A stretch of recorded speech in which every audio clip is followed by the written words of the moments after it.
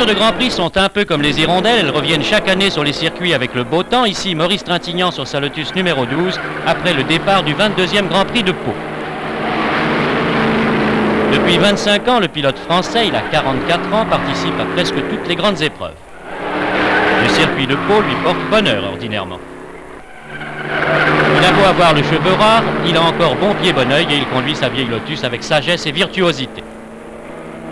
Ce qui n'est pas le cas de tous les concurrents, on dérape ou bien l'on casse sa mécanique comme l'ancien champion du monde Jacques Brabham. Et l'on tourne à près de 104 de moyenne sur un circuit très accidenté.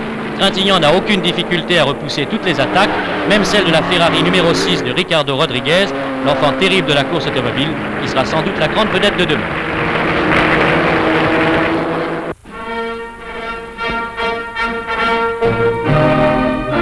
Dans un palais Bourbon dont la façade disparaît derrière un tamis d'échafaudage, l'Assemblée, pour écouter la déclaration du nouveau Premier ministre, s'est réunie au grand complet.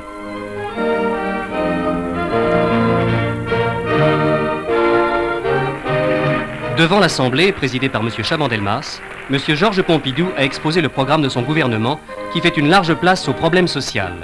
Il faut relever aussi l'appel au bon sens lancé aux Européens d'Algérie et le pas en avant fait aussi bien sur le plan de l'Alliance Atlantique que sur celui de l'Europe unie. Par ailleurs, en ces mêmes journées, M. Abderrahmane Farès, président de l'exécutif provisoire d'Algérie, s'est rendu à Paris où il a été reçu par le général de Gaulle. À sa sortie de l'Élysée, M. Farès, assailli par les journalistes, a déclaré que la date du vote de l'autodétermination était d'ores et déjà fixée.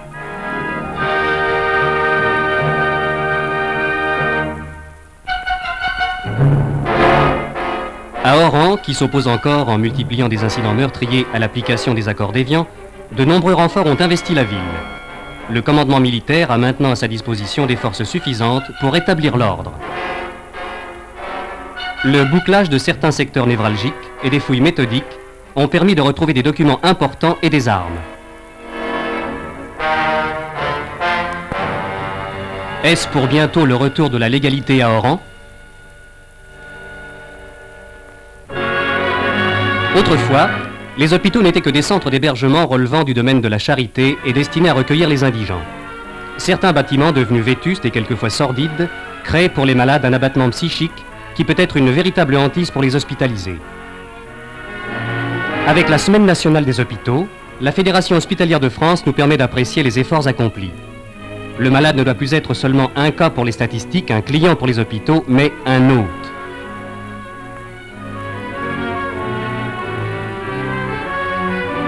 En rompant avec la politique d'austérité et la carence du financement qui ont freiné l'évolution hospitalière, l'hôpital est déjà, ce qu'il n'aurait jamais dû cesser d'être, un grand service public au service de votre santé.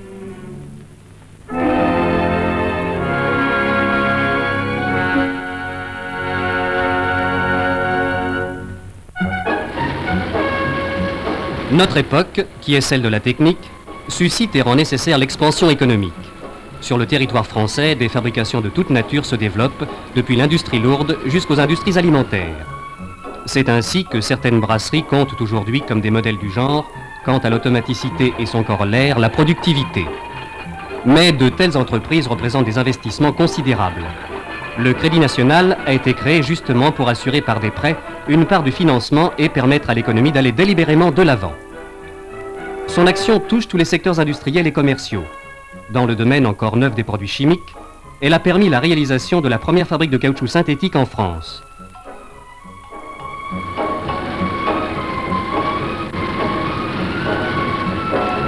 L'économie se doit de regarder vers l'avenir, de le préparer.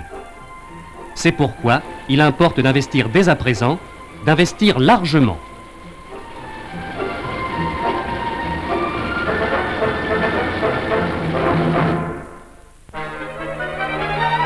Roubaix a grandi mais n'a pas changé. Mais dans la ville, cette jeune main qui chaque matin arrêtait son réveil est maintenant une vieille main. Jeanne Coq, ouvrière à la Redoute à Roubaix, vient d'être, après 68 ans de service dans la même maison, décorée de la Légion d'honneur.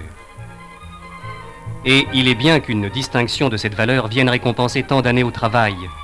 Depuis le temps où jeune fille, Madame Jeanne Coq figurait dans le groupe d'une photo, aujourd'hui jaunie. Aujourd'hui encore, chaque matin, une jeune ouvrière vient prendre à sa porte la vieille ouvrière. Ensemble, les deux compagnes, les deux époques, font le trajet qui les sépare de la fabrique. Et le philosophe pourra trouver dans cette route commune de deux êtres que séparent tant d'années de subtiles et sensibles correspondances. La même maison, rajeunie bien sûr, les mêmes gestes à l'arrivée, les mêmes gestes au travail, dans des locaux qui, depuis 68 ans, ont sans doute bien changé. La vie. La Légion d'honneur pour une vie de travail et d'exactitude, voilà une Légion d'honneur bien placée.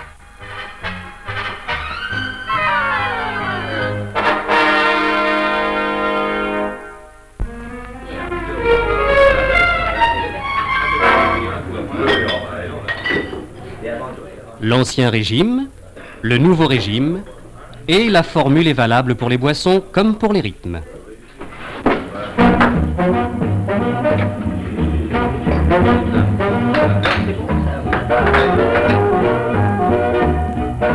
Et voici pour cela l'heure des souvenirs. Parce que nous avons tous dansé quelque chose. Et l'on peut dire l'âge de chacun si l'on connaît la danse de son temps. On en connaît encore qui virent à la fin de la Belle Époque l'apparition du tango. Moustache conquérante et bottines à boutons. Et certaines bouches de métro gardent encore le souvenir de ce fameux bon temps que rompit la guerre de 14. L'exposition des arts décoratifs, avec un Doumergue souriant et des messieurs en haute forme, coïncida avec le temps du Charleston.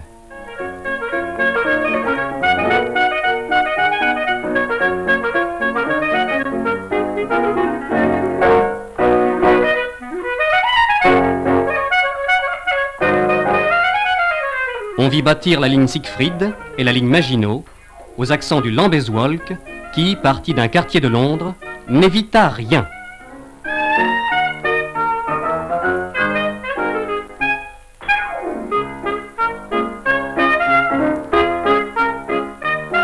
Paris connut l'occupation. Et c'est dans ce climat que naquit le swing.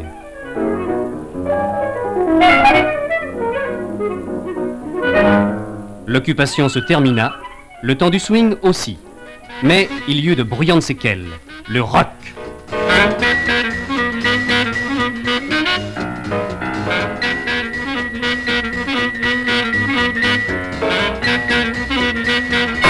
Le cha-cha-cha succéda au rock. On l'accusa de mièvrerie dans une époque aux crises forcenées.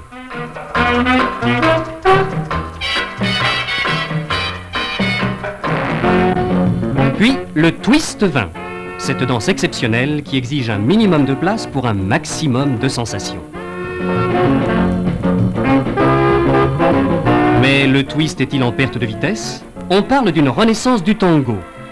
On a vu Ray Antonil danser.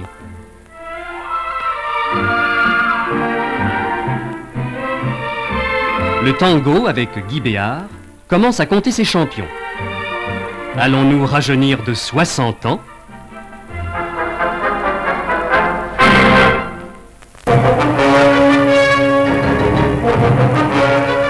À Alger, les étudiants européens ont pris au marché la place des marchands musulmans. Ceux-ci, comme les ouvriers du service de nettoiement, ont déserté la ville européenne après l'attentat du centre d'embauche des dockers qui fit 62 morts et 110 blessés, tous musulmans.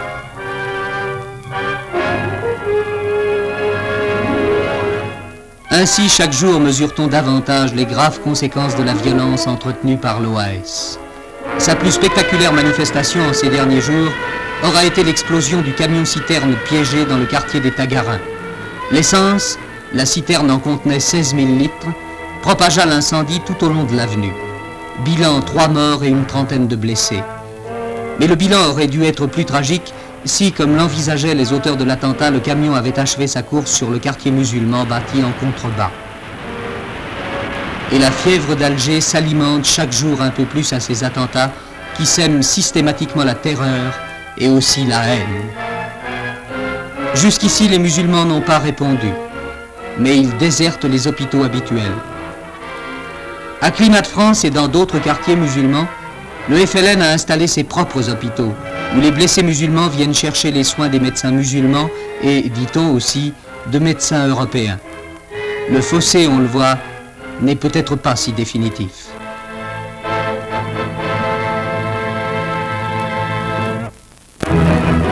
À Amsterdam, pour la célébration de leurs noces d'argent, la reine Juliana et le prince Bernard ont conduit un cortège de rois et de princes. La reine Elisabeth au bras du Shah d'Iran, l'impératrice Farah au bras du prince Ashwin de Lippe, frère du prince Bernard, la princesse Béatrix au bras du roi Olaf de Norvège, la grande duchesse de Luxembourg au bras du prince Philippe d'Édimbourg.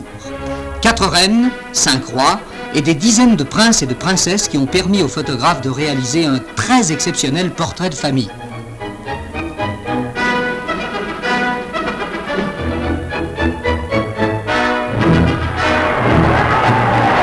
C'est ainsi que la Hollande, qui fut bien entendu associée à cette fête qui coïncidait avec la célébration du 53e anniversaire de la reine Juliana, a célébré à sa manière le 1er mai.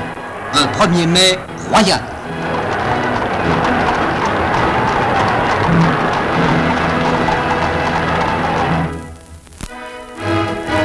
C'est une espèce de rencontre au sommet idéal qui a réuni à Washington John Glenn, celui qui fit 3 fois le tour de la Terre, et German Titov, celui qui le fit 17 fois.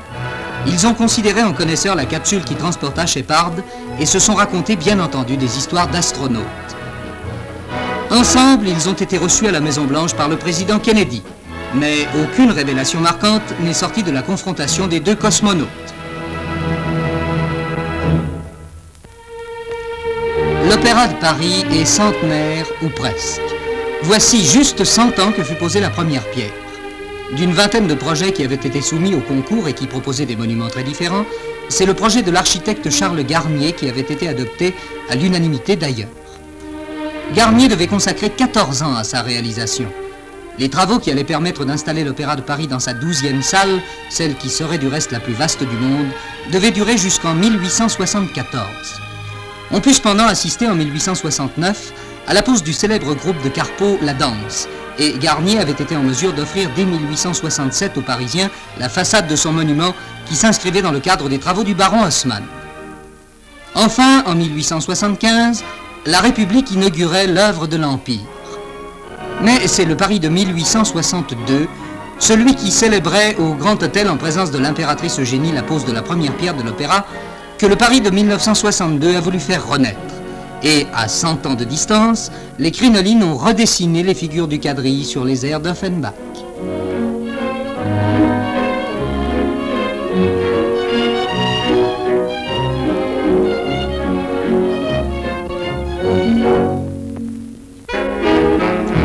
Beyrouth a vécu pour un soir à l'heure française au Casino du Liban, où le festival de la chanson française tenait ses assises et où un jury franco-libanais qui comptait Marcel Carnet avait à juger 70 chansons et 14 interprètes, parmi lesquels Luce Klein.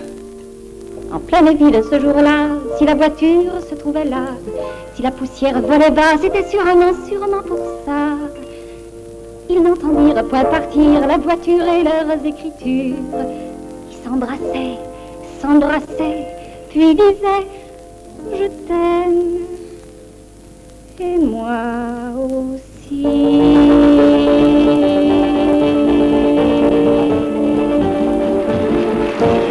Très applaudie, Luce Klein fut aussi celle que le jury décida de couronner. Doublement du reste, puisqu'elle est l'auteur de La poussière aux doigts, grand prix de la chanson, qui lui valut le prix d'interprétation féminine.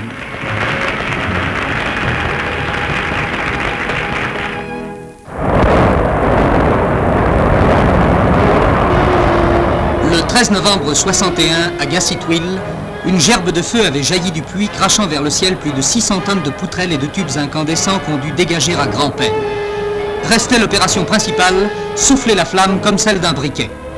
Et n'avait-on pas nommé la flamme de Gassitwil le briquet du diable?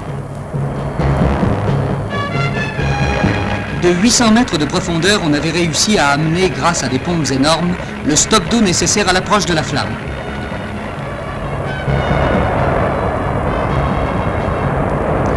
Red Adair, le pompier du pétrole, avait constitué le stock de ciment qui formerait le bouchon destiné à s'opposer à la fuite du gaz malgré son énorme pression. Et voici le jour J. Après de longues hésitations, Red Adair est allé dans son bulldozer blindé faire une dernière reconnaissance autour de la flamme et diriger les derniers préparatifs.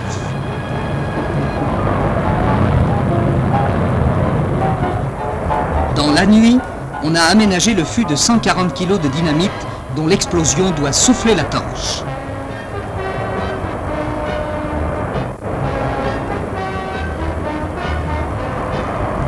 lever du soleil, tout est prêt. L'opération soufflage commence. Sous les tonnes d'eau déversées en pluie par les lances d'incendie, la charge de dynamite avance au bout d'un bras de fer long de 10 mètres, transporté par un bulldozer cuirassé d'amiante. Et soudain, c'est l'explosion. Gagné. La flamme, brisée par le souffle, ne se rallume pas. Restait à juguler la trompe de gaz, ce qui a été fait.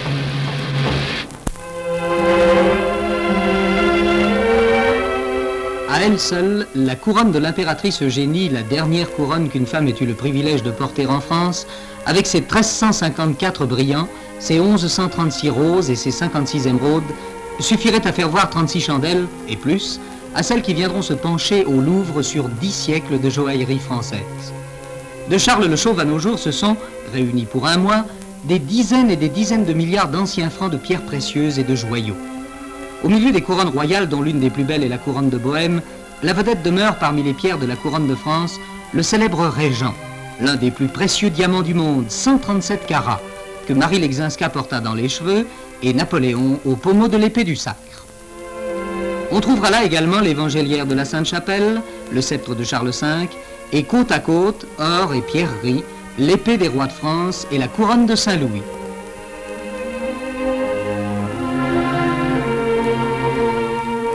Autant de pièces de joaillerie qui feront rêver sans doute, mais qui témoigneront aussi de la permanence à Paris d'un grand métier de luxe au cours des siècles.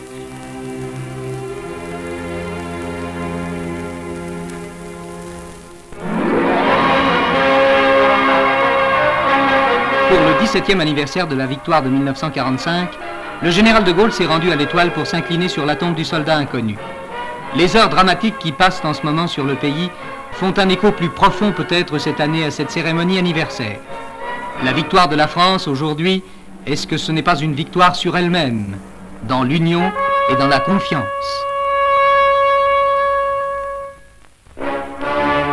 Alger, en prévision des anniversaires de mai, a vu les mesures de sécurité renforcées. Dans une ville sans activité, la gendarmerie mobile multiplie les patrouilles, fouillant méthodiquement les rares véhicules en circulation. Cependant, l'interdiction de stationner dans certaines artères prises pour lutter contre les voitures piégées a été appliquée dans toute sa rigueur. 160 automobiles en défaut ont été jetées à la décharge publique où leurs propriétaires sont venus eux-mêmes les incendier. À Marseille, plusieurs paquebots déjà sont arrivés avec à leur bord 300, 800, 1100 passagers qui ont quitté l'Algérie. Des hommes, mais en majorité des femmes et des enfants.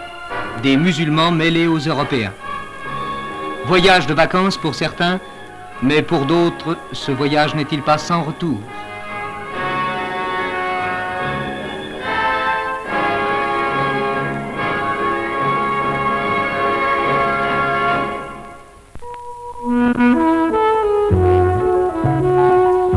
Pour la 15e fois, le cinéma a tenu ses assises à Cannes, où le ministre de l'Information, M. Alain Peyrefitte, est venu présider la journée de la presse filmée internationale.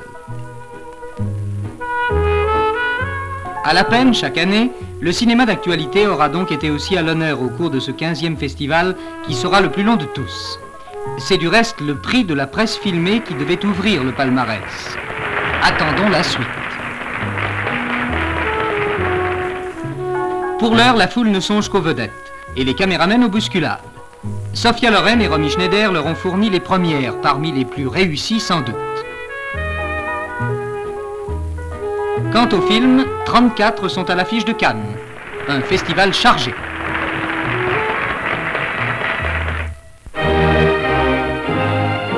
À Versailles, où l'Académie française s'était transportée en raison des réparations de la célèbre coupole, le cinéma, guidé par Marcel Achard, a été accueilli de façon très grand siècle dans l'immortalité. L'honorable compagnie, en effet, recevait René Clair, qu'elle compte aujourd'hui parmi les siens, aux côtés de Daniel Rops, Jean Cocteau et Marcel Pagnol.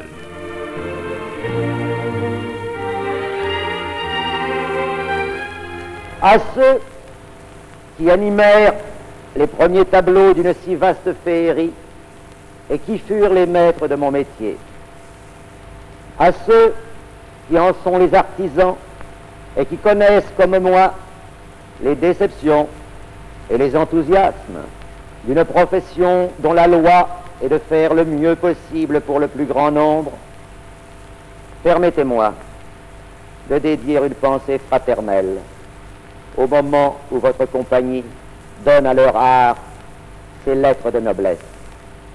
C'est en leur nom, messieurs, que celui qui a l'honneur de les représenter ici vous adresse son remerciement.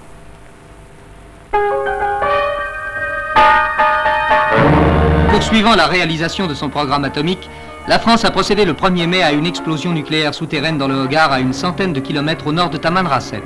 L'expérience a été conduite dans un massif granitique au fond d'une galerie creusée dans la montagne. Outre son aspect militaire, l'intérêt de ce type d'essai est de permettre d'envisager des applications pacifiques des explosifs nucléaires et d'exclure les risques de retombées radioactives. Et voici leur H, 3, 2, 1, 0. L'ébranlement du sol soulève les poussières accumulées par l'érosion sans cassure de la montagne.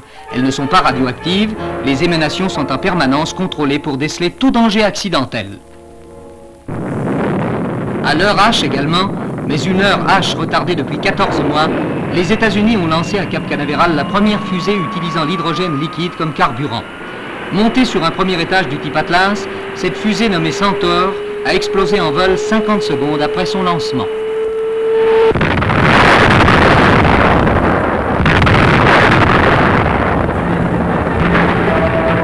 L'engin aurait dû s'élever à l'altitude de 500 km et parcourir une distance de 1800 km.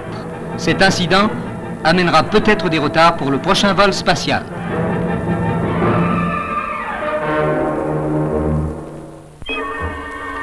À l'heure H, comment parvenir à ce que l'alerte soit donnée à temps? C'est le problème qu'ont résolu les ingénieurs polonais en mêlant intimement électronique et chimie. Un liquide se répand dans un lit muni du dispositif et la plaque sensible transmet l'appel.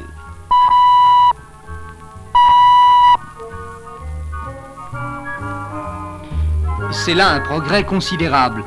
Mais à qui peut-il servir, direz-vous? Mais aux nurseries, bien sûr. Les grands n'ont pas de ces oublis du jeune âge.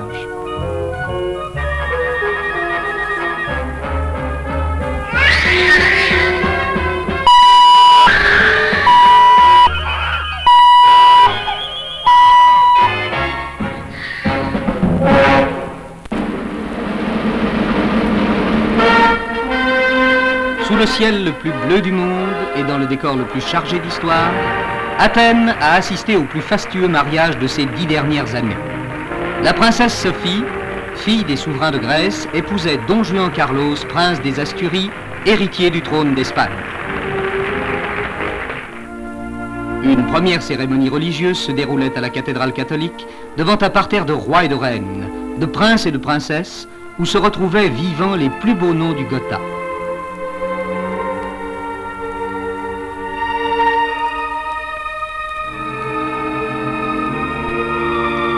Dehors, la foule grecque à laquelle se mêlaient 5000 Espagnols exprimait une allégresse toute méditerranéenne en applaudissant la descente des 141 altesses, reconnaissant tour à tour Jean de Luxembourg, Bernard de Hollande,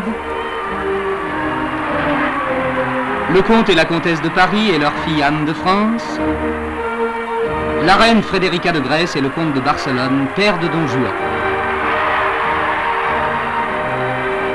Une seconde cérémonie, celle-là de rite orthodoxe, religion de la famille royale hellène, confirmait l'union qui allie aujourd'hui 2 dynasties. Au bras de son père, le roi Paul de Grèce, la princesse Sophie retrouvait Don Juan dans la basilique décorée de 30 000 roses rouges. En présence du primat de Grèce, assisté de 24 évêques vêtus de brocart, se déroulaient les rites somptueux de la liturgie orientale, rite des couronnes, rite de la danse d'Isaïe autour de la table sacramentelle, pluie de pétales, et rite plus familial, voici qu'on voit la reine Frédérica lancer au visage des jeunes mariés 2 poignées de pétales avant de les embrasser.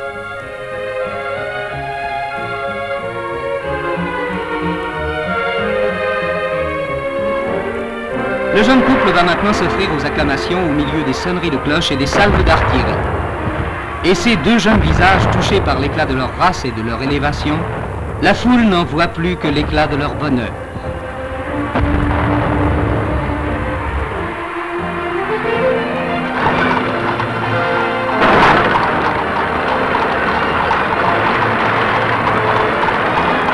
Et Athènes gardera surtout de cette journée fastueuse le souvenir d'un sourire.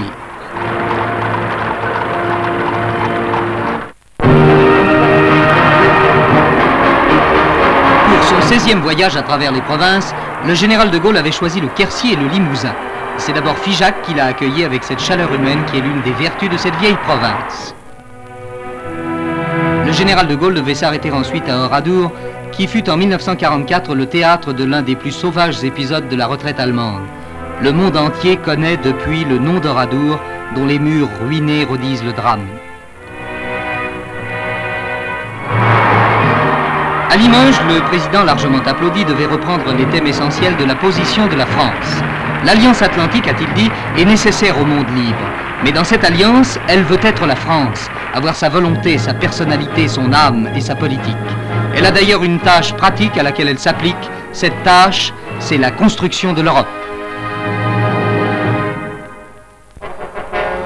Transporté la veille au palais de justice, l'ex-général Salan répond devant le haut tribunal militaire de tous les crimes de l'OAS. Un service d'ordre massif gardait les abords du prétoire où les reporters n'ont pu apercevoir l'accusé. On ne s'étonnera donc pas de ne voir dans les couloirs que ses défenseurs, au milieu desquels Maître Tixier-Vignancourt. On verra à la barre la maréchale de Lattre de Tassigny et des témoins politiques, M. Léon Delbecq, Jean-Marie Le Pen, François Mitterrand.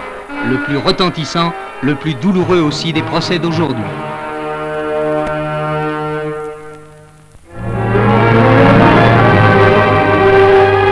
Bientôt la fête des mères. Selon une tradition maintenant établie, petits et grands célébreront cette fête que magnifie un monument peut-être unique. Dans tous les foyers, la grande conspiration annuelle de la reconnaissance s'est nouée. Et dans la rue même, l'approche de la fête des mères a déclenché une vaste offensive d'affiches et de pavois.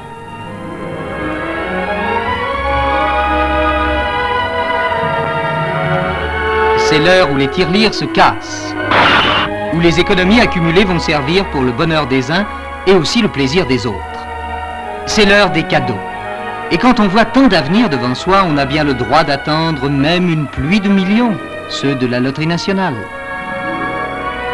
Dans les écoles, on prépare la surprise. Cette œuvre d'art innocent, où l'on a mis son cœur et sa reconnaissance avec sa joie. La fête des mères.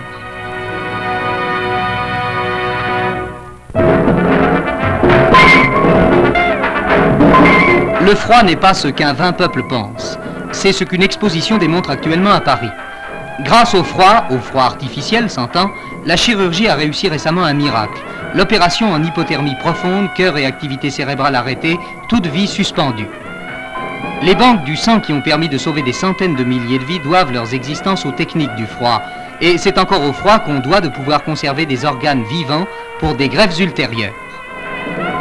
Savait-on seulement que c'est un Français, Ferdinand Carré, qui inventa le premier appareil à fabriquer de la glace il y a plus de 100 ans déjà, et que le premier bateau frigorifique date de 1876. La glace apporta un progrès considérable. Le poisson passe aujourd'hui de la mer à la table sans quitter son milieu naturel, l'eau de mer transformée en glace.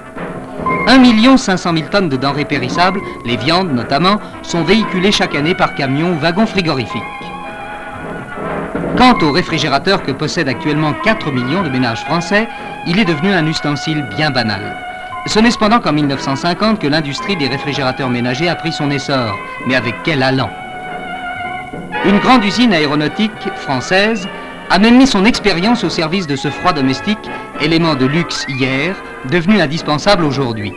C'est la nuit, écrivait Rostand, qu'il est bon de croire à la lumière, mais ce n'est pas seulement l'été qu'on peut apprécier le froid, c'est chaque jour.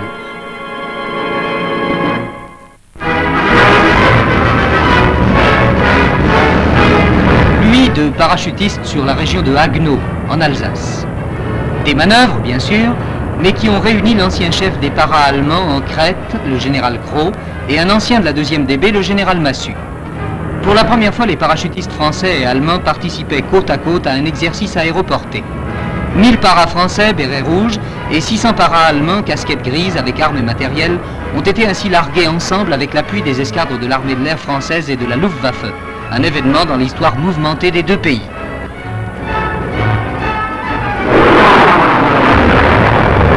Nos USA, pendant ce temps, ont procédé aux démonstrations spectaculaires d'un nouveau siège éjectable pour pilotes d'appareils supersoniques. On a pu constater par la même occasion que le fantassin avait également fait de grands progrès. Désormais, grâce à un réacteur individuel, il pourra agrémenter sa marche traditionnelle de quelques bonds dans l'atmosphère. Heureux fantassin américain.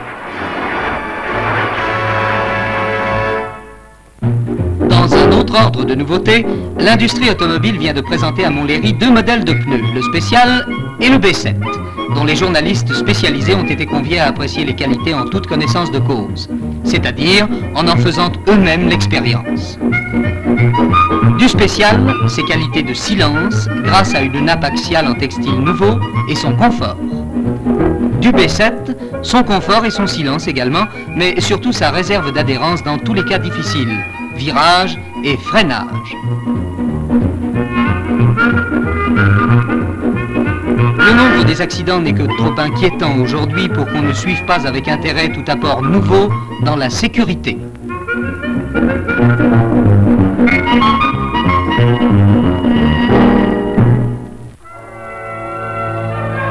Dans une gare de Tokyo s'est déroulé l'un des drames les plus effroyables de l'histoire ferroviaire. Le déraillement d'un premier train a entraîné la collision de 2 autres convois. Un fantastique amoncellement d'acier tordu, de wagons entremêlés, de corps déchiquetés. C'est le spectacle hallucinant devant lequel se sont trouvés les secours. 163 morts, 385 blessés grièvement pour la plupart. Ces chiffres situent l'ampleur de la tragédie.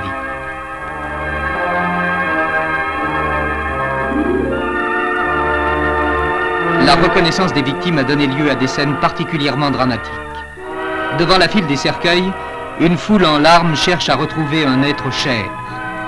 Défilé à la fois misérable et stupéfiant, que le reporter a saisi avec l'impassibilité du métier, mais qui donne à chacun le goût vrai et si affreusement humain du drame.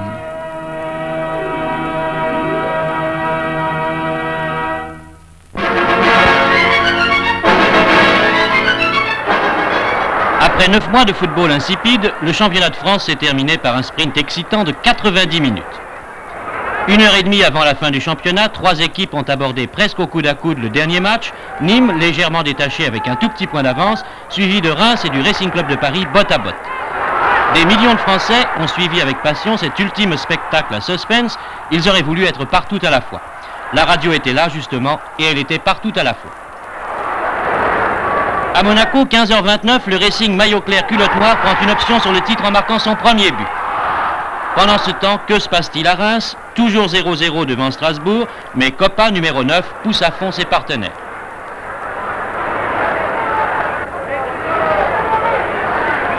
Une passe à Sauvage qui marque, Reims revient à la hauteur du Racing. Coppa et ses partenaires ne s'arrêtent pas en si bon chemin, il faut à tout prix que Reims marque encore d'autres buts pour être champion de France. Ça ne va pas tarder, nouvel exploit de Sauvage, Reims prend la tête du peloton. Encore 45 minutes à attendre avant de savoir qui sera champion de France. Et au Parc des Princes, que font les Nîmois devant le Stade Français?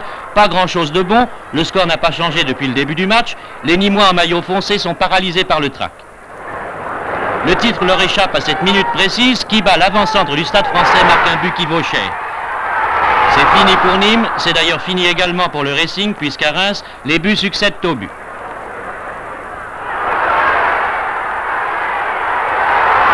Là encore, Coppa lance ses partenaires qui ne vont pas tarder à ajouter un 4e but au tableau d'affichage. Les Rémois terminent le championnat avec beaucoup d'élégance et c'est Akesby qui signe le dernier but des Rémois.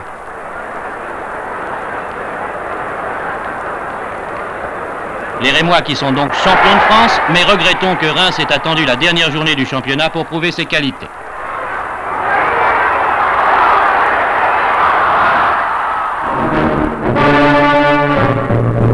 Dans un palais de justice aux issues sévèrement gardées, le procès de l'ex-général Salan a pris fin sur un verdict qui a exclu la peine de mort. Notre reporter n'a pu filmer que l'atmosphère des couloirs autour du défenseur de l'inculpé, maître Tixier-Vignancourt, satisfait mais rompu par 3 heures de plaidoirie et l'émotion de voir sauver la tête de son client. Ce verdict a causé dans les esprits une agitation dont les journaux de toutes les opinions se sont fait l'écho. Quelle répercussion aura demain cette décision de justice? Nouveau problème qui s'ajoute à tous ceux qui ont pour centre l'Algérie. Le plus urgent est celui des réfugiés. Le hall de l'aéroport de Maison-Blanche est jour et nuit l'asile de centaines de familles en partance pour lesquels un pont aérien a été établi. Chaque jour maintenant, une dizaine d'avions de ligne font la rotation Alger-Marseille, déversant à Marignane leur cargaison de voyageurs. La peur du lendemain, l'angoisse du présent donnent à cet exode ses raisons et ses résonances. Sont-ils, ces émigrants, une minorité bientôt absorbée? Sont-ils l'avant-garde d'un retour plus massif? En mettant à leur disposition un bloc d'immeubles en construction dans la banlieue de Marseille, le gouvernement s'est appliqué à parer au plus pressé avant de prendre les mesures d'adaptation et de reclassement qui s'imposent. Déjà, l'amorce de ce reclassement peut s'apercevoir. En Camargue, une propriété de 40 hectares a recueilli le Bachaga Boilem, sa famille et ses familiers, 66 personnes en tout. Menacés sur leur sol, ils ont choisi l'exil. Peut-être ici, le seigneur de Loire-Senise et ses fidèles vont-ils refaire leur patrie.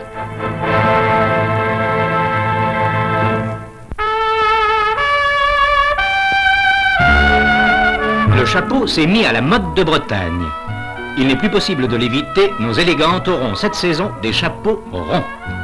Transformables ou simplement déformables, inéluctablement ronds, inéluctablement petit breton, ce couvre-chef admet cependant chez Jean Barthé des interprétations diverses. C'est ainsi que le bob de feutre et paille s'adjoint en toute modestie une rose géante. Que le nœud au long pan fait généralement très bon ménage avec le petit breton classique. Des petits bretons, il y en a du reste pour tous les goûts et pour toutes les personnalités. Et il y en a de sages, de réservés, il y en a aussi de délurés. Le bob se voit souvent assorti des efflorescences printanières et se prête aux interprétations psychologiques de l'heure. Bref, dans sa variété, la mode du chapeau rond plaît. Il n'est pour s'en rendre compte que d'aller observer le rayon des chapeaux d'un grand magasin parisien où Jean Barthé a ouvert son rayon. Les bobs et les petits bretons, on se les arrache positivement. Telle est la force de cette nouvelle mode.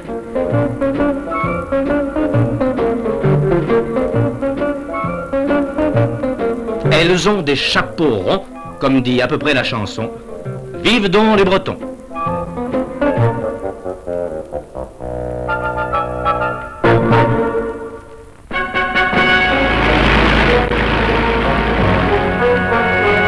Président de la toute jeune République islamique de Mauritanie, M. Mokhtar Ould Daddah, rendant visite à la France, a été accueilli à son arrivée par le général de Gaulle. La République islamique de Mauritanie, qui est l'un des États africains à qui la France a donné l'indépendance, a, on le sait, une place de choix dans le contexte international. Ce qui impose une importance particulière aux entretiens qui ont réuni à l'Élysée les deux interlocuteurs. Le geste traditionnel de l'étoile a donné son sens à cette visite. Le président Mokhtar Ould Daddah n'a-t-il pas dit à son arrivée: la Mauritanie a fait une longue route commune avec la France qui a accompli dans notre pays une œuvre dont elle peut être fière. Un an de plus pour le Festival de Cannes.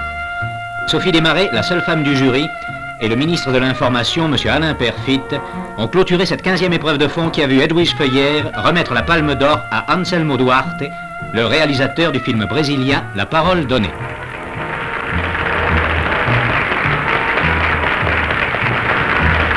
La course est restée très ouverte jusqu'au bout et c'est sans doute pourquoi le prix spécial du jury a été décerné ex aequo à l'Italien Antonioni pour l'Éclipse et au Français Robert Bresson que représentait le directeur du cinéma M. Fauré-Cormeret pour le procès de Jeanne d'Arc. 21 jours et 20 nuits de festival et à l'an prochain. Le twist, encore le twist.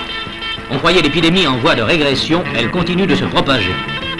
Ne vient-on pas de signaler à Berlin un concours de twist qui prouve que dans l'ex-capitale allemande, la maladie est en pleine évolution.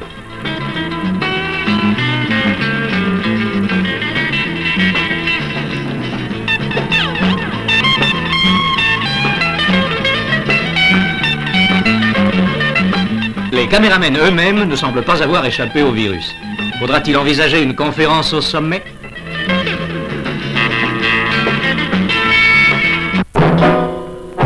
L'Amérique a vécu sa deuxième journée de l'espace.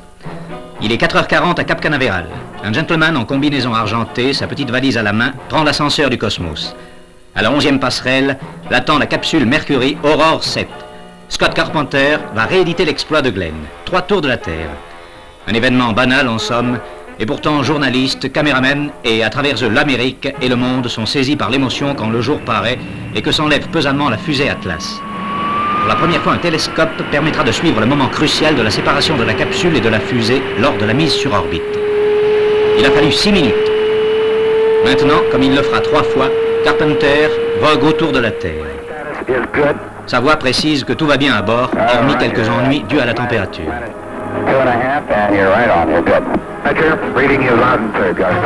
Et c'est la fin du 3e tour. Ralentie par ses rétrofusées, la capsule rentre dans l'atmosphère. On va perdre le contact radio quelques minutes, mais la circonstance est prévue. Cette fois pourtant, le silence se prolonge. Il se fait pesant. Il semble que la manœuvre n'ait pas été parfaite, et le fait est que la capsule touchera l'océan à 300 km du point prévu. Le suspense durera 54 minutes. Finalement, on apprendra enfin que des plongeurs parachutistes ont été largués au-dessus du point de chute. Un avion, a dit le communiqué officiel, a repéré la cabine et à côté un radeau de sauvetage portant un gentleman qui a l'air confortablement installé. Confortablement semble d'ailleurs superflu. L'Amérique respire. Scott Carpenter a accompli sa mission. 30 millions de recettes et 40 000 spectateurs à Toulouse pour la finale du championnat de France de rugby entre Agen, maillot blanc, et l'AS Béziers. Jeu rude des Biterrois qui veulent se faire respecter. Résultat, un coup franc qui leur coûte 3 points dès le début du match.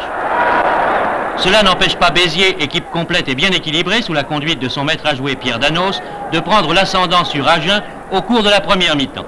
Ascendant qui se traduit par ce très bel essai sur mêlée tournée que marquent en même temps les 8 avant Biterrois. Essai transformé auquel s'ajoute quelques instants plus tard un but de pénalité.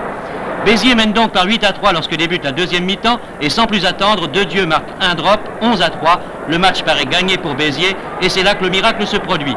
Ce miracle, il est caractérisé par cette attaque des Agenais qui étouffent leurs adversaires. La descente est arrêtée, qu'à cela ne tienne, elle repart de l'autre côté avec tous les 3 quarts qui ponctuent par un essai de Méric.